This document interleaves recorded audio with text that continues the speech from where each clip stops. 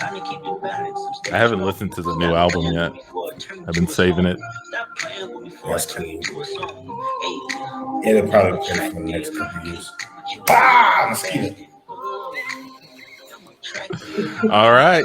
On that note, welcome everybody to the Can't Tell Us Nothing show. I love air horns. Yeah.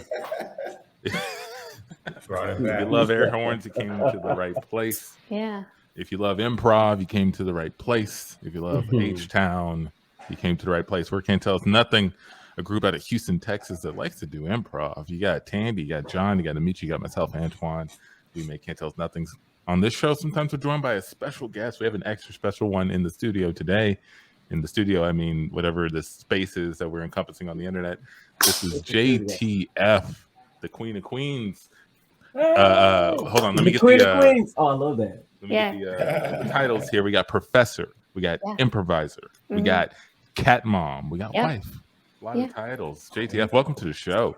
Thank you so much for having me. JTF. Yeah, taking a Tuesday evening to just hang out with us, chat about whatever, and then jump into improv scenes if we feel so inspired. Cool. I actually, quick question, Antoine. Sure. When are you, like, how long are you going to save Kendrick's album for? You said you're going to save it. Like, how does that probably determination? Probably a long car ride if I got a good destination.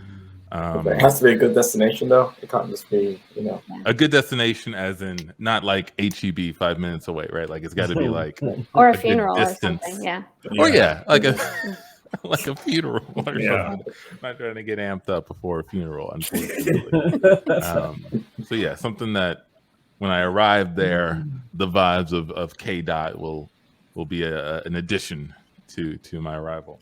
Well, you could go to a funeral. His first song is called, I think it's called Funeral. No. United in Grief. That's the first song. Oh. So you could listen to him on the way to a funeral. Is that what you recommend? Could you possibly? That'd be the best song. I wouldn't play, unless it's like Boyz II Men. Or like Bone Thugs. Crossroads. That's it. I need a hip hop funeral. I would like to go to a hip hop funeral. It'll be on everyone's funeral hip hop playlist. A hip hop funeral. Yeah, Crossroads. I think all of those songs have to go on, right? I think all those songs have to go on. Like if you have a funeral with a playlist that you got those songs on it, everyone's gonna leave. The funeral playlist. The funeral playlist. The funeral playlist. Heck yes. You got a DJ for the funeral. That one that's gangster. Puff Daddy song that he made for Biggie. Yep. Every step. You gotta have that one on there. Real fun group. Side note, this group was mentioned, but I got an invitation in the mail the other day from UST, my alma mater, and wanted me to spend money on like a ticket to go to one of their banquets for their alumni association. Boyz II Men was playing, but Boyz II Men was the guest. Wow. What? But without the guy with the deep voice, so like why even go? But $450 a ticket. I was like, no. Oh, they crazy. They crazy. That's crazy. Boyz II Men. Yeah.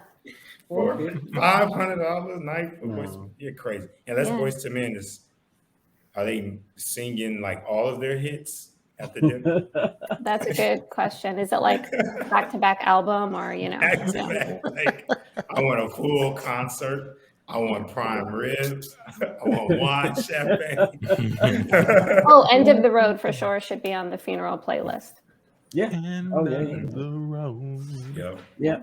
And I've heard Mama played at a funeral. But, oh shit! They just had that. Yeah, they were just like, we're just gonna play the song. If your mama passed and that song come on, you losing everybody. Everybody's tearing up. Mm-hmm. Yeah, they held it together though, but they played that, and we were like, okay. But can you imagine like a cover band going up? You know how you get a person to sing at a funeral? You just get like a cover band to go up there and like, do a bunch we of know covers. you're gonna remember this one. Mama. Oh, mama. Nah, that's how I want my funeral, man. Clement thinks I'm joking. I don't want it to be like Coming to America 2 when he alive and they have a funeral. If I knew I was dying, I would probably say, let's do it before I die. Yeah, have a party. If I, but I definitely want like music and like a party. I don't want it to be like this, like, even if it was tragic, I want it to be, take some time. You could bury me, but take some time and then throw the actual party, where people could come celebrate and they could be like, yo, man, remember John's party after he died? Instead of like, man, I miss John. Damn, this funeral, it was sad. It went too long. He didn't look right. Like, none of that, man. He want people talking about the party and not about your death. Yeah, it was sad he was gone, but it was lit. It was on fire. People treat it like a high school reunion, like they did in Southside. Yes. Or y'all could, like the one dude that was what they just said, the rapper that was buried in the club. Yeah, shake. Shake. Bro, part of that is a little dope though. Part of it. It's a little. When I saw him, the idea sounds, man, that's dope. When you see him, that's when it's all fucked up. Yeah. No, I'm not walking in no more clubs. I ain't gonna get that dude out of my head. Yeah, I wouldn't do that. Oh, it's beautiful. Yeah. 6 minutes in the pod. Yeah. Work it out. Yeah, let's just say how long we've been in the pod throughout.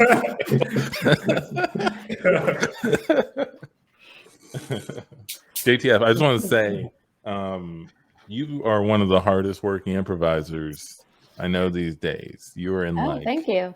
50 troupes. You stay on stage, like you stay working at the craft. Yeah. Thank you. Why do you work so hard? Why do you do God. so much damn improv? And this is from a guy who did 4 shows in one day. Yeah. She did 5. And hosted. No, I'm joking. It was my mother's unfulfilled wish. No, I'm just kidding. Man, it serves me well, Improv really lifts me up and takes care of me, and hopefully I'll teach pretty soon. I'm going to start TAing in the summer, so. Did you do any sort of acting or improv before you came to the theater? I did a little bit of acting in college. I took a couple of classes and did building the sets and lights and stuff for a couple of shows, but the theater crowd was like way too much for me, like too much. I don't know if you guys know theater kids in colleges, but there's a lot of shit that goes down. What are some of the things that they would do? Just a lot of sleeping with each other and very catty and very dramatic. And I came in as a senior wanting to do some stuff. And so everyone had their established cliques. And I was a 20-something-year-old senior. I was in college for a long time. So I was like, this is not, but you get roped up into it, I was like, oh, yeah, maybe I should not like that person. Or maybe I should try to sleep with that person, this is what people are doing. I didn't have the college experience, the typical one, But yeah, then I was like, this is, I'm 20 something. I need to stop. And then I started improv later in life. But yeah, theater college students are really interesting. Yeah. Yeah. I feel like the personality, right? Like the personality that would want to be on stage in the spotlight night after night kind of feeds into also people who like drama, right? Yeah. In their regular life. The histrionics are good for the stage. But interesting, because I don't think improvisers are dramatic. A little bit, John? In some ways, and in some industries, I think it's different depending on what market you're in. But I can see some of that going on because some of them are theater kids. Yeah. Some of them are theater kids.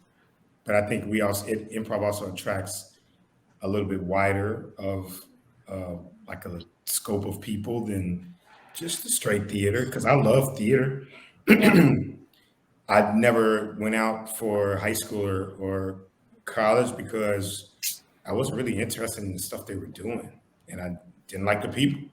But if the people were cool and some of the plays were, or the theatrical plays were a little bit more in my interest, I probably would have, pursued it a little bit more aggressively. But to me, I was like, I'm not about to be doing no damn Hamlet. And I damn sure I ain't sleeping with nobody to do no damn Hamlet. Fuck that. There's way better things to sleep with people for. They also, like, a lot of them smoked clove cigarettes, and I was like, what are you doing? You said clothed? Clove. The clove cigarettes. What are clothed? What is that? I Is guess that like they're the made. little stick with it has like the end of it? So it's a cigarette. I don't know if it's like laced with cloves. I don't know how they make it, but it's like a sweet cigarette and it smells a certain way. And I was like, just smoke a Newport, just get it over with, But yeah, so they all went out for like clove cigarette breaks, and I was like, all right. There's so much work. There's so much work to be different, It's like a whole nother class just to like try to figure out how to be different. And maybe I can thank my underfunded school because it was nothing like since I've been an adult and learned what theater kids are. And I think I did go to somebody's high school theater production of what's the show that's inappropriate with they put the brown skin on the people because it's in Asia. Is it South Pacific? Is it something like that? South Pacific? Is there a musical? There's a lot of inappropriate, like whichever. I mean, that's the thing I recall. However, the set design, I was like, these people have so much money, man. Yeah. We got to put like a chair and just like maybe a painted door on something and just went to town. That's all we had. So there was no trying to be different or whatever. It was just the thing that you did. But now I see it's a whole different world.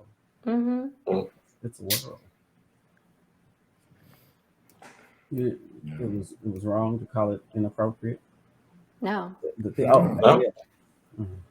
You said I mean, that's because they put brown paint on the guy. Yeah, they put like darken it, like they tanned them up, put some brown because to distinguish between the characters who are supposed to be Asian versus the Did he do a good job at playing the role?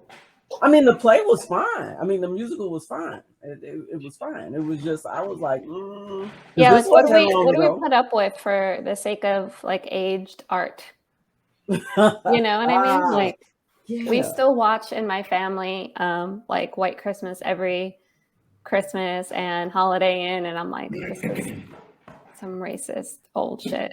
But we watch it because it's like, well, we just fast forward through those couple of scenes. You're just watching fast forward racism.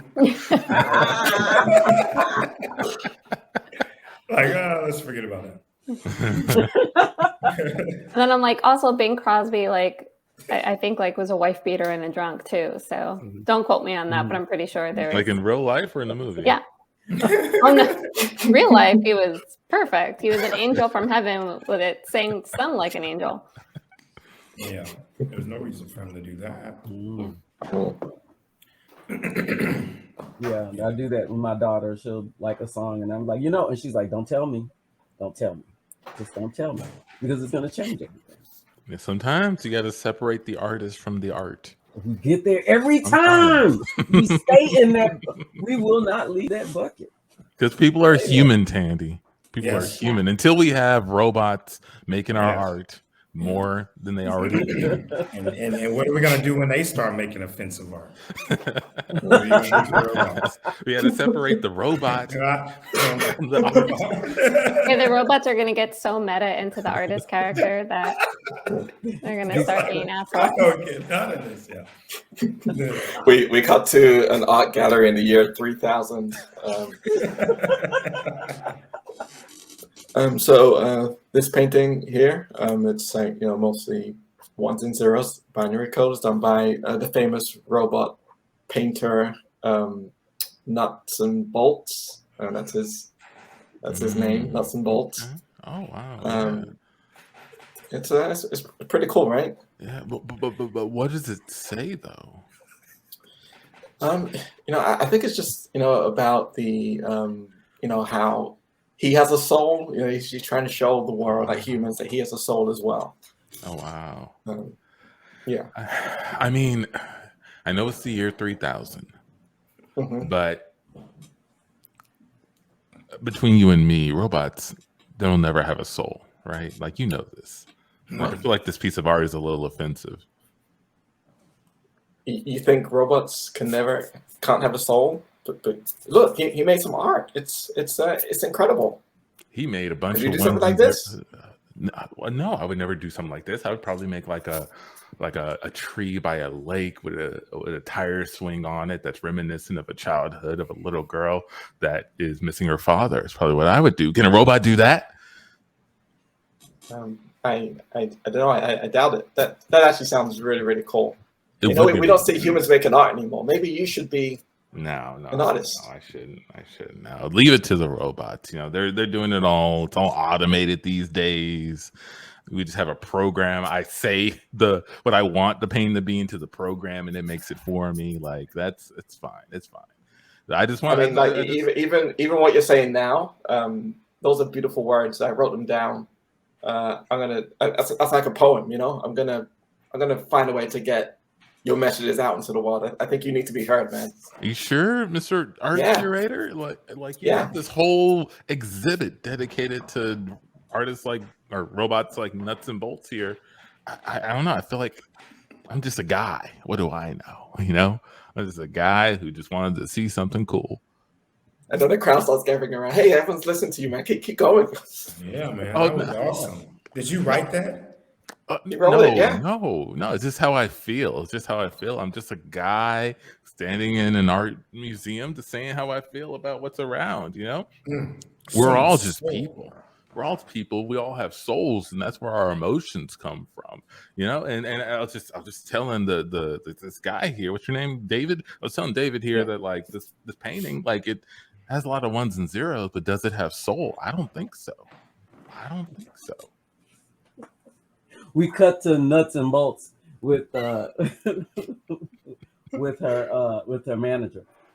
So what's going on right now, nuts and bolts? Okay, these ones and zeros, it was hot. All right, it was hot before, but now there's some little human guy. Okay, he's out here questioning your ones and zeros, and he's saying that your work doesn't have soul because you don't have soul. It's because I didn't call him back last night. You dating him? Yeah. Oh, nuts and bolts. I can't, it's just, it's my thing, Well, yeah, I mean, but come on now, you didn't know that he'd become popular and he'd be challenging your position as an artist. I mean, you're giving him. Have I ever been more popular? No, I mean, have I ever been spoken about more? No, you're at the height of your career. Yeah. I'm just saying, but don't give him reasons to question you not having a soul. I mean, call the guy back. Listen, I mean, I know robots probably don't work this way, but listen, if he's expressed some interest, then, if you go out once, you either let him know that it's not for you, or if you're interested, you give him a call back. Okay. Don't just leave him hanging. That's probably where he's also getting this idea you have no soul. I think I just did the most human thing possible, though, by not just ghosting him. Am I right? Yeah, well, yeah. I mean, that was kind of going on toward the mid 2000s. But listen. Yeah. You can change things. All right. I don't want him to knock you off the top. I mean, I think robot art is the way to go. I've invested all my money in this. This is my life, right? Yeah. So come on, nuts and bolts. We come back to the art gallery where the guy is talking to the curator. Hey, so I was reading your last poem, Heartbreak. Wow, powerful stuff. Mm-hmm. Yeah, it is. Yeah. This is something that's very uniquely human. This is something that robots like nuts and bolts will never understand. They'll never get. No matter how much you try to tell them how you feel, they will never be able to communicate at a level that is emotionally available like I am. You see, and that's what people need to understand when they look at all this art, that it's essentially garbage because it doesn't speak to the soul of any of us with eyeballs and a body and a soul percolating within it. You see what I'm saying? Yeah. Oh, okay. Yeah, this sounds like real personal, like your most personal piece of work to date. So, like, well done, man. Where did you get inspiration? Like, where did the inspiration come from? I'm just a guy standing in the museum. Who knows where inspiration comes? That's part of being human, right? Sometimes you don't even know. Robots, they can trace all this stuff. Oh, hold on. I got a little bit of an ear call. Okay. Hello? Hey, baby. Who is this? You know who this is. Who is this? You know, I know you're not calling me now. of course I'm calling you right now. It's a little You nut ready, and guy? a little bolt. Curator guy, you're never going to believe who just called me. Look, I thought you weren't interested. I thought you ran the computations and I didn't make the cut, so you go ahead and do. I'm on my own thing now. I'm revealing what I've learned from our time together. Listen, I just want to be real forward with you right now and just say that I miss you. I miss the way you put me down and the way you put my art down and that really interesting way we would, have sex because I'm a robot and you're human. So. I mean, you thought it was interesting? Yeah, absolutely. Yeah. I was really just following. You ever seen the movie Her? I mean, I'm sure you could just watch it like instantly, but From it's kind of like 2003. Yeah, it's an old movie. Yeah, it's an old movie. I usually just fast forward through the No. You can't fast real forward racist parts. Get forward. When those races. Okay, we're gonna get on that now. We're gonna talk about when those. It was a different time. See, you won't understand because this is a very human thing. Yeah. But I appreciate you calling. I really do. I just think it might be a little bit too late. I feel like you're only calling because I'm starting to blow up now, because I'm taking your art down, letting everybody know, pulling the wool off of their eyes on what robots have done for art for humans. I'm bringing. Listen, my manager told me to call you. Okay. I knew it. You never would have came to this conclusion on your own. A human told you to do it. Yeah, but you still want me back, right? Maybe. But I can't go back. I'm too big now. The art and me are intertwined. I am my own art. Do you understand? You're my art. You're literally popular because of my art. I'm popular because of what your art has taught. No. Yeah, that's how good I fuck. That you're popular. And scene. And scene.